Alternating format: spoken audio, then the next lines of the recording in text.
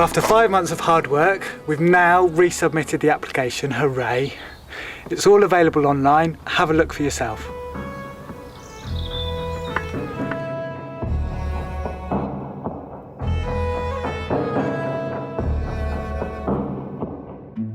Just as I thought it would be, it was.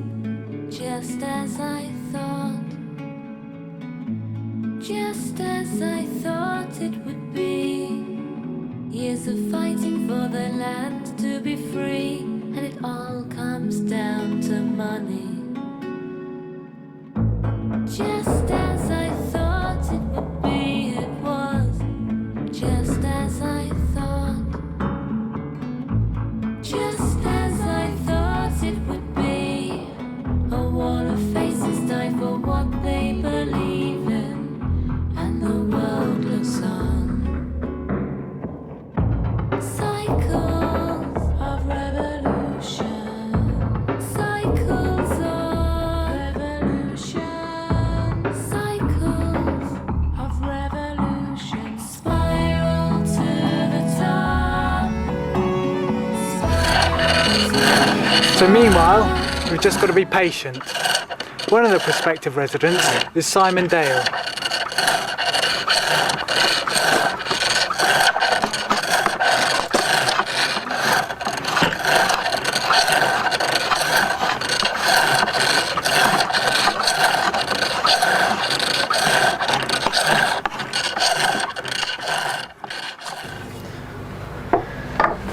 So I'm Simon.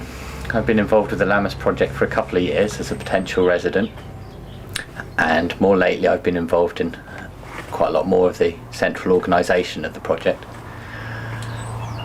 My hope when I get there, what I want to do is I want to look after the woodland. I want to work in the woodland, and I want to follow what it was probably the traditional model of woodland management, where woodland management and the craft and the production of woodland produce was all carried out by the same person. And traditionally you'd have the coppice worker maybe who goes into a woodland, he cuts the coppice and he'd stay there for the year and make the wood that he cut into things of value which were then taken out and sold on. That's all gone with the advent of modern forestry, and gone is the sensitivity to the ecological state of the woodland. What I want to do is bring it back to that personal level where you've got the real involvement, where you can look after the woodland really well, and where you can make produce which is suited to what you've got there. In the past I have worked in other woods. I've worked in woodland management, and I've lived in some woodlands. I've been involved in building a few buildings and houses, places to stay whilst we've been doing it, and we've knocked up simple places using the produce of the woods, using the thinnings, using the round wood, also working with straw bales and lime plasters, and very low impact, low energy techniques to make very simple dwellings. So here are some pictures of a house that we made before. This is a house made in the woodland using thinnings from the woodland, also using other natural materials like straw bales and lime plaster. It was a very cosy home for our family for a couple of years whilst we stayed on somebody else's land looking after the woodland there. There's a compost toilet building we made there as well. And here's a picture of a small sauna building that we made for some friends of ours up in Scotland, which was good fun. And these are the plans for the house that we're going to make at Lammas.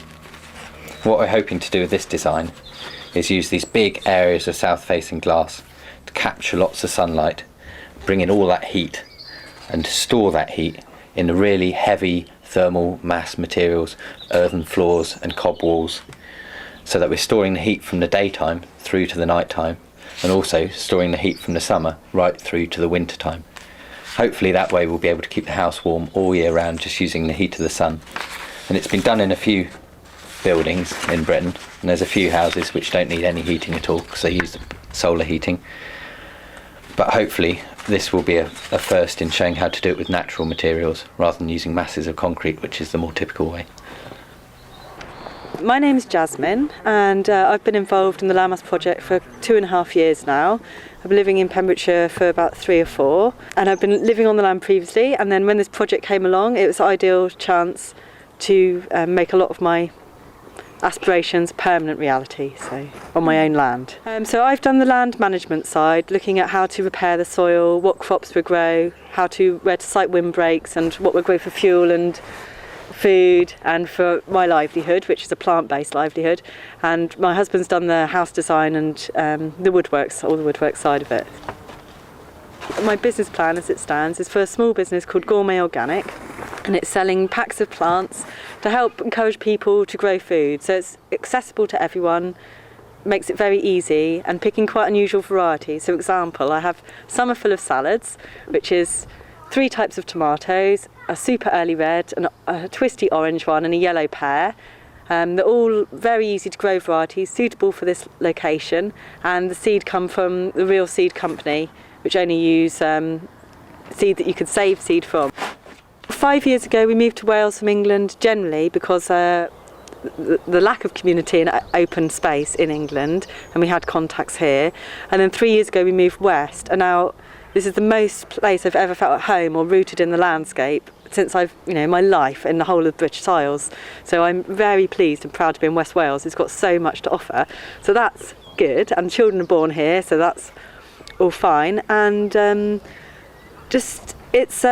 there's just so much of value here, like all the local produce and the fact that community is still so intact out here.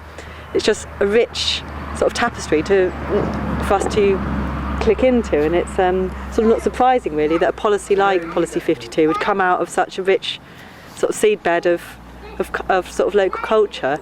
So a lot of the critique has been from people that maybe might have been seen as more my peer group, people that are living a bit of an alternative lifestyle on the land, and they have felt fairly ruffled. So it's a lot of, basically with those and the local villages, it's mostly misunderstanding.